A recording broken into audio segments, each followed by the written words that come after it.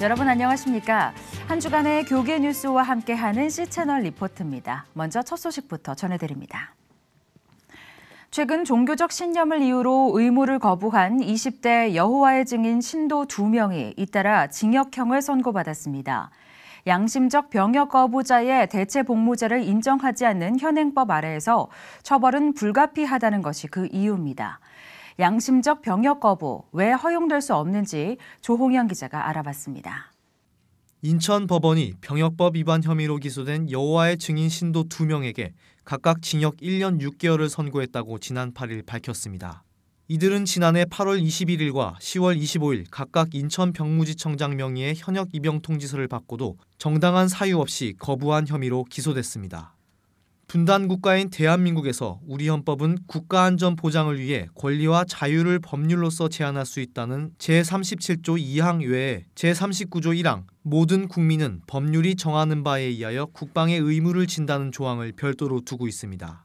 민주국가의 헌법에 있어 국방 의무를 명시적으로 규정하는 것은 국가 권력을 억제하고 제한한다는 소극적 의미만을 가지는 것이 아닌 주권자로서의 국민이 스스로 국가의 존립과 안전을 위하여 병력을 유지한다는 적극적 의미를 가지고 있음을 말하고 있는 것입니다. 종교적 신념에 따른 병역법을 인정하라고 주장할 때 우리 헌법에서 종교의 자유 속에 그런 신앙 실행의 자유로서 병역법을 인정할 거냐? 우리 헌법은 인정하지 않는다.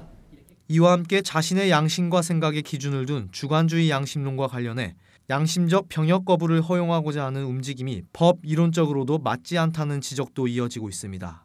울산대학교 이정훈 교수는 만일 양심이나 확신에 따른 위법의 정당화를 인정한다면 모든 법 질서가 구속력이 없는 단지 권고사항으로 전락하게 된다며 국민의 다수가 국가 안보와 자유를 수호하기 위해 군대에 가서 목숨을 걸자고 한 것을 입법한 상태에서 특정 집단이 객관성과 보편성이 결여된 개인 양심을 이유로 이를 거부할 수 없다고 강조했습니다. 양심의 자유에는 병역 의무를 거부할 자유까지 포함되냐라고 물었을 때 NO라는 거를 명확하게 헌법적 차원에서 인지를 했고 그거에 따른 병역법을 입법을 해놨다. 이거죠. 이번 정권에서 추진 중인 개헌에서는 양심적 병역 거부 허용 문제가 지속적으로 제기되고 있고 최근 국가인권위원회가 올해 조사하는 인권상황 실태조사 8대 과제에도 양심적 병역 거부 관련 대체 복무제 도입 방안이 포함되어 있습니다. 법적으로도 많은 논쟁이 일어나고 있는 양심적 병역 거부 문제. 자유와 인권에 대한 목소리가 높아지고 있는 시대이지만 나라의 질서가 어느 선까지 유지되어야 할지 조금 더 심사숙고해봐야 할 사안이 되고 있습니다. 여성들의 미투 운동이 범사회적으로 확산되고 있는 가운데 기독교 중독연구소가 성중독이 성폭력으로까지 발전할 수 있다는 주장을 제기했습니다. 하지만 이 중독은 치료가 가능하다고 단언했습니다. 김보림 기자입니다. 중독예방시민연대에 따르면 최근 국내에서는 900만 명이 중독에 빠져 있으며 그중 성중독자는 200만 명이 넘는다고 추산했습니다. 성이나 도박, 약물 같은 중독에 빠지는 여러 가지의 원인은 크게 성장기 시절 부모와의 원만한 교류가 이어지지 못한 애정결핍이나 외로움, 조울 등의 원인으로 발병할 수 있다고 전문가들은 진단했습니다. 미투 운동이 세계적으로 확산되고 있는 가운데 성중독에 빠져 신체적, 정신적 제어가 불가능한 중독자들이 성폭력이나 추행의 범죄 행위로까지 이어질 수 있다는 주장입니다. 단순히 중독이라는 것이 개인의 의지와 개인의 어떠한 그 정신적 그 결단으로 이렇게 극복될 수 있는 부분이 아니기 때문에 폭력적인 행위를 보이신다거나 아니면 타인에게 위해를 가하는 그런 범죄로까지 이어질 수 있는 여지가 있는 것입니다. 기독교 중독연구소는 중독은 신앙과 사회적 문제라는 것을 분명히 하며 의학에 의거한 기독교적 시각으로 융합된 전인격적인 중독 치료가 중독자에게 반드시 수반돼야 한다고 권고했습니다. 단순히 중독 문제를 신앙적 차원에서만 접근하는 것이 아니라 저희가 이 세상의 의학과 심리학과 그리고 중독 치료에 대한 다양한 방법들을 이 기독교적인 시각 안에서 함께 융합을 해서 중독 치료의 장을 마련해서 제공하고 있는 상황입니다. 정신과 마음의 상처를 통해 발병할 수 있는 중독. 이것은 신앙적으로 치료될 수 있다는 인식이 가장 중요합니다. 한국교회 여성연합회가 남아메리카 수리남을 위한 세계 기도일 예배를 드리고 지구촌에 함께 살아가는 여성들과 기도로 하나가 되는 시간을 마련했습니다. 세계 기도일 예배를 은혜 가운데 마치고 감사 예배를 드린 모습 조홍영 기자가 보도합니다. 매년 3월 첫 주 금요일에는 전 세계 180여 개국의 교회 여성들이 평화를 위해 기도하는 세계 기도일 예배가 진행됩니다. 1887년 미국에서 시작해 131년의 역사를 지켜오고 있는 세계 기도일 예배. 한국에서는 1922년부터 시작돼 지금은 전국 70여 개 지역에서 예배를 드리고 있고 곧 100주년을 눈앞에 두고 있습니다. 특히 이번 연도에는 하나님이 보시기에 좋았더라라는 주제로 남아메리카 수리남을 위한 예배가 진행돼 하나님이 주신 아름다운 자연 환경에서 거주하고 있는 수리남 사람들의 삶과 어려움을 나누고 지구촌 여성 기독인들이 동시간에 함께 예배를 드렸습니다. 한국교회 여성연합회 민경자 회장은 금광채굴 등의 자연 파괴 행위가 자행되고 있는 수리남의 자연이 다시 회복될 수 있도록 함께 기도했다며 예배를 준비하면서 이것이 그 나라만의 아픔이 아닌 우리부터가 바꿔나가야 할 문제와 기도 제목임을 느꼈다고 이번 세계기도일에 소감을 밝혔습니다. 많은 자연이 수온으로 오염되고 이렇게 잘못된 자연을 자기들이 바라보면서 이것이 수리남의 문제가만이 아니고 우리가 살고 있는 우리 대한민국도 많은 것이 자연이 파괴되고 정말 훼손되었다는 것을 우리가 알면서 이것이 우리 교회 성들이 먼저 회복시키고 또 새롭게 가꾸어 가야 될 그런 사명이 있다는 것을 깨닫고 감사예배에서 한국교회 여성연합회 신미숙 총무는 설교를 통해 1년 동안 준비해온 세계기도일 예배를 잘 마치게 해주신 하나님께 감사드린다며 교단과 나라, 민족과 언어를 초월해서 예배드릴 수 있는 것은 바로 예수님의 십자가 사랑 때문이라고 전했습니다. 교단을 초월하고 나라를 초월하고 민족을 초월하고 언어를 초월해서 우리가 함께 예배 드릴 수 있는 것은 십자가의 그 사랑 때문이요. 영원한 생명을 내게 주시는 그 사랑 때문이요. 나를 살리려 하늘보다 버리신 나를 사랑하시는 그분 예수님 때문입니다. 참석자들은 감사 예배를 마치며 앞으로 한국의 모든 지역에서 세계 기도일 예배를 드리는 비전과 함께 한반도의 평화와 화해, 일치를 이룰 수 있기를 위해 기도했습니다. 한국교회 여성연합회는 1967년에 설립돼 교회 개혁과 양성평등 문화 확산, 여성인권 향상과 사회적 약자 지원을 위해 다양한 사업들을 펼쳐오고 있습니다. 대한기독교 나사렛 성결회 총회가 안성 사랑의 교회 수양관에서 한국 총회를 개최했습니다. 소통, 포용, 화합을 주제로 열린 이번 제63차 총회를 김보림 기자가 전합니다. 15일 사랑의 교회 안성수양관에서 개최된 대한기독교 나사렛 성결교회 63번째 총회에는 서울과 경기, 호서, 남부지방회 등 전국에서 모인 총회대의원 324명이 함께했습니다. 나성 김영수 총회 감독은 이번 총회 감독 보고를 통해 교회가 하나 될 때 하나님의 선한 능력을 발휘할 수 있다며 한국교회의 연합과 하나됨을 위해 남은 임기 동안 총력을 다할 것이라고 다짐했습니다. 금년에 70년을 기점으로 해서 우리가 대내외적으로 한 단계 더 업그레이드되는 그런 총회가 되기 위해서 노력하고 있습니다. 그래서 먼저 대외적으로는 우리 한국 교회 연합 활동에 더 적극적으로 참여해서 한국 교회가 하나가 되는 그런 일에 우리가 힘을 합하려고 생각합니다. 이어 김 총회 감독은 국제적으로 110년, 한국 나사렛 70주년을 맞아 목회자의 후생복지와 교회 개척 70주년, 기념관 건립, 은급관 건립, 역사 편찬 백서 발간 등의 주요 사업들을 추진 확대할 계획이라고 밝혔습니다.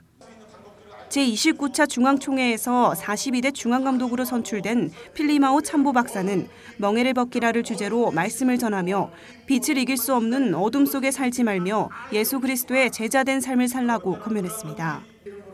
이날 총회에서는 나성의 형제교단인 기독교 대한성결교회 신상범 총회장과 예수교 대한성결교회 총회장 직무대행 유기순 목사가 참석해 축사를 전했습니다. 또 20년 이상 근속자를 표창하는 시간도 마련됐으며 참보 중앙감독의 목사 안수식이 진행됐습니다. 이어서 그 밖의 교계 소식 전해드립니다. 동성애 동성혼 개헌 반대 국민연합이 지난 8일 기자회견을 열고 동성애 동성혼 합법화 개헌을 강력히 반대하며 6.13 지방선거에 출마하는 모든 후보자들에게 동성애에 관한 입장을 묻기로 했습니다. 이날 기자회견에서는 전국 17개 광역시 등에서 동성애 반대 시민단체 대표들이 모여 각 지역에서 일어나고 있는 상황을 보고하고 동성애를 옹호하는 후보가 6.13 지방선거에서 당선되지 않도록 적극 힘쓰겠다는 뜻을 모았습니다.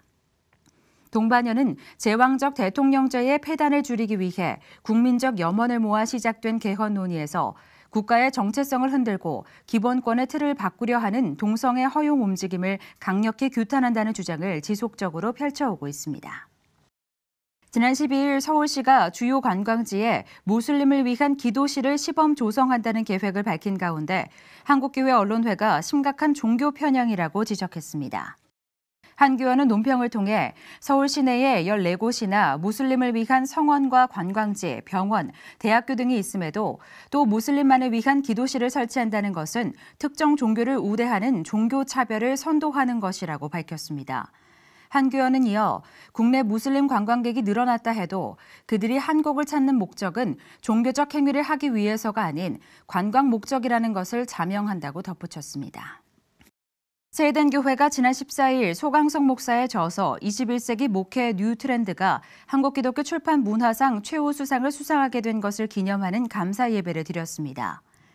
예배에서 설교를 전한 예장합동 전계헌 총회장은 교회가 위기에 빠지고 반기독교 운동이 확산되고 있는 때에 소 목사의 저서는 교회 내 양육 시스템, 목회자 리더십 등에 대한 새로운 대안을 제시했다며 소강석 목사가 이론에 그치지 않고 실천으로 행하는 개혁교회 목회자로 우뚝 서기 바란다고 말했습니다.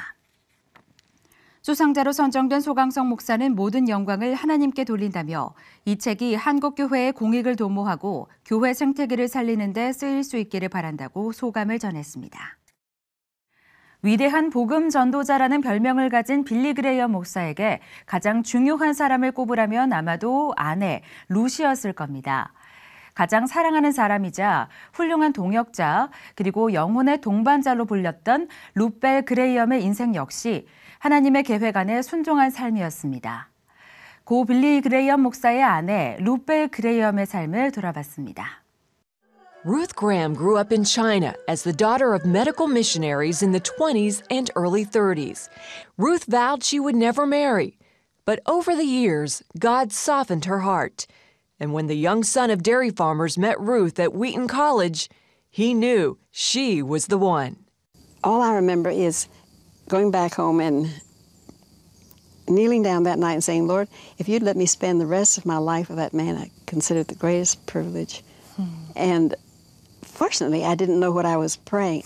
If I had known what lay ahead, I wouldn't have the nerve to pray a prayer like that. In August of 1943, Ruth and Billy married. The person of our Lord Jesus Christ. Within about 6 years, Billy's prolific ministry was launched, and life would never be the same. Through the years, God blessed the Grahams with 5 children: Franklin, Ruth, Ann, Gigi, and Ned. Ruth devoted herself to raising their kids, many times alone, while Billy was on the road. I think a mom is always special. Daddy was gone a lot. Mother raised us. Marriage is a commitment, and love is not feeling. Love is doing. It was a tough job, but when asked whether she had ever considered divorcing Billy, she famously said, "Divorce, no. Murder, yes." But the two were fiercely devoted to each other and remained faithful throughout their more than 60 years of marriage. In fact, from the beginning of Billy's ministry, they set a guard over their relationship and made a covenant that Billy would never be in a room alone with a woman who was not his wife.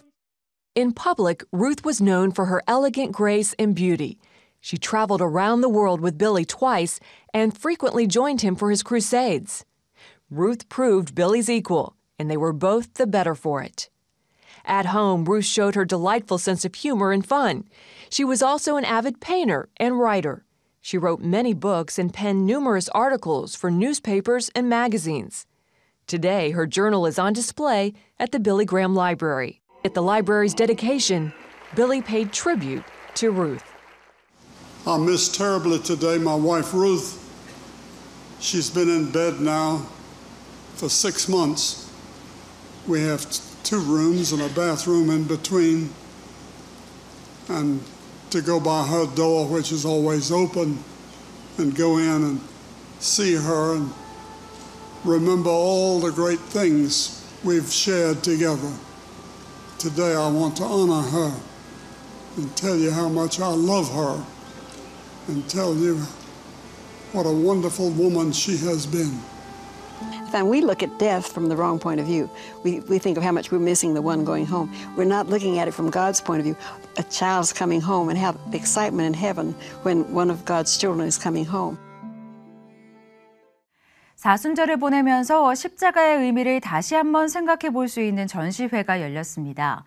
아무 의미 없이 버려질 수도 있었던 자투리 목재들이 작가의 손에서 십자가 공예품으로 탄생했는데요. 공예 작가 최기 씨의 나무 십자가 전시회입니다. 최기 작가의 개인전 다다르다 전시회 지금부터 제가 소개해드립니다. 이 나무가 처음 다듬어진 때는 지금으로부터 몇십 년 전으로 거슬러 올라갑니다. 1968년 마룻바닥에 사용될 목적으로 만들어졌던 느티나무 자투리 판재. 하지만 주인을 잃고 쌓여만 있다 태풍을 맞기도 하고 사라질 뻔하기도 했던 이 나무가 서로 다른 모양의 십자가들로 다시 태어났습니다.